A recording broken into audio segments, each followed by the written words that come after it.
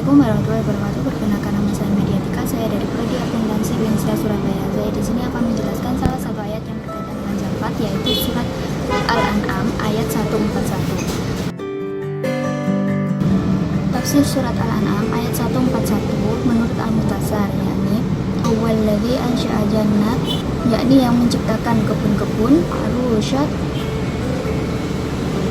yakni yang terangkat di atas tiang-tiang, wa ghairu ma'rusyad, yakni dan dia yang menciptakan kebun-kebun lain yang tidak memiliki tiang-tiang yang menjunjungnya.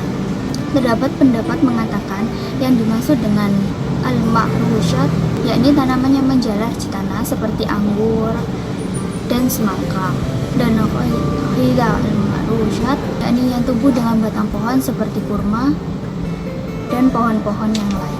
Mukhtalifan ukuluhu, yakni dalam hal rasanya atau berbeda-beda buahnya, dan bagian yang dimakan seperti daun atau biji. Allah memberi kenikmatan berupa perbedaan rasa-rasa tersebut sebagai bentuk kelembutannya kepada para hamba-Nya. Wazaitun wal rumman, ini juga menciptakan zaitun dan delima.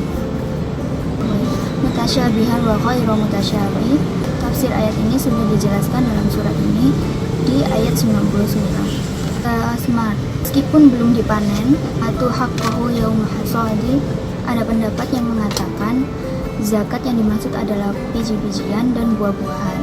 Pendapat lain mengatakan bahwa pemilik kebun wajib memberi yang lain yang hadir di waktu panen dari orang-orang miskin dengan ukuran 1 genggam atau 1 ikat atau ukuran lainnya. Wala tusrifu, yakni ketika makan atau bersedekah.